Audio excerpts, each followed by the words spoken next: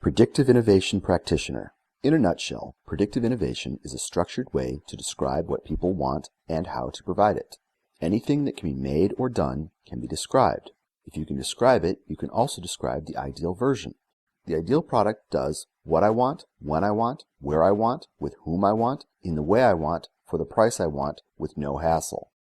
If you step backwards from the ideal to what's available today, each of those steps is an innovation. There isn't just one straight path to the ideal, and many of those paths are dead ends. Predictive innovation gives you a structured way to describe the entire idea space, showing you all those paths.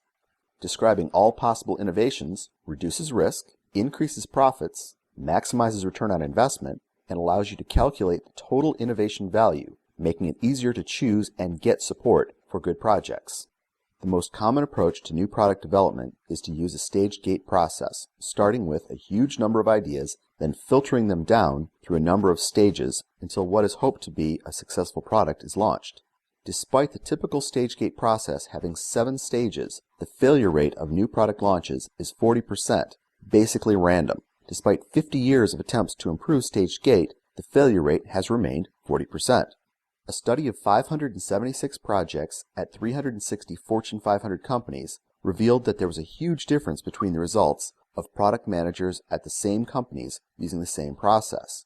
The bottom one-third had an average of $2 million in profit with a 40% failure rate. The middle one-third had an average profit of $21 million, again with a 40% failure rate. But the top one-third had $189 million in profits, 95 times as profitable as the bottom third. Instead of the 40% failure rate, they had a 96% success rate. Clearly, the top third were doing something very different from the bottom and middle. By analyzing innovation as a process and looking at what the top performers did, we were able to develop a system that reliably produced the same results. The first step was to define what is innovation.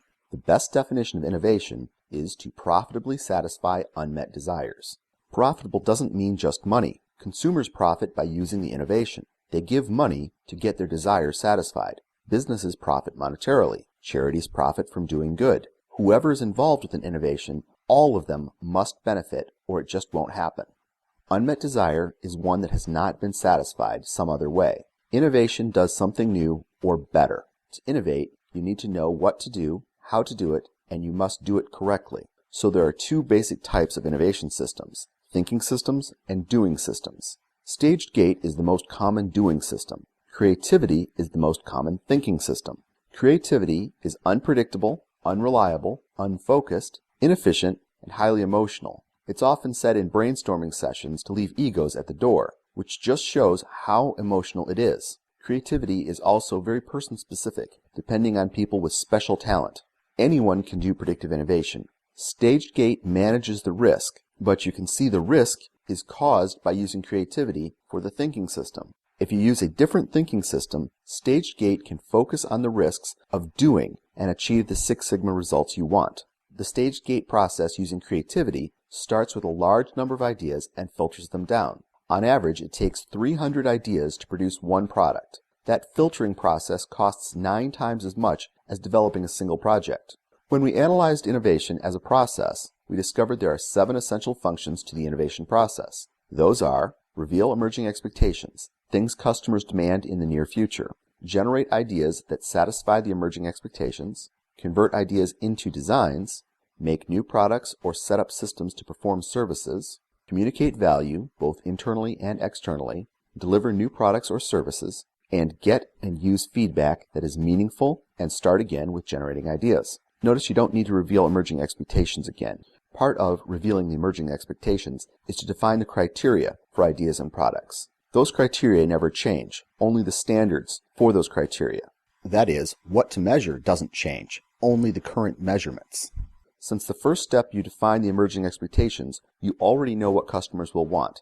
It is something closer to the ideal. The ideal product perfectly satisfies all the criteria for a product. Each improvement between the ideal and what is available today is an innovation. Feedback tells you how close to the ideal your product is and how much closer is needed for the next improvement to be accepted by customers. The second step is generate ideas that satisfy the emerging expectations. There is such a thing as a bad idea. Any idea you spend time or money on that doesn't profitably satisfy customers' desires is a bad idea. If you skip revealing emerging expectations, then the ideas are a random mess, and you end up spending huge amounts of time and money sorting and testing the ideas, hoping to find a good one. If instead you start by defining the criteria of the emerging expectations, you know what customers will want, so you can focus on generating ideas that match the criteria. Predictive innovation also gives you structure for ideas so you can quickly identify the right idea and all the related ideas. This makes it possible to choose the best idea and have a sequence of future products related to that core idea. Once you know what to make, you need to know how to make it. This is what you do when you convert ideas into designs. Even if customers want an idea, if you can't profitably make it, it's not a good idea for you. Being able to solve the technical challenges so that you can profitably make what customers want is essential to success. After you have the design, you must efficiently follow it. Making the product or setting up the system to perform the service is where the doing system takes over. This is where stage gate and other process control methods like Six Sigma will help you the most. You will still need a thinking system to improve your process and overcome unexpected challenges, and predictive innovation helps you there as well. Improving your own process makes you the customer of innovation. Communicating value is really done throughout the entire system. You must get approval from stakeholders, funding for projects, and motivate workers in addition to selling to customers. The criteria revealed with the emerging expectations provide you the tools to effectively communicate value to everyone in their own language. Innovation hasn't occurred until the customer has the product and is using it to satisfy their desires.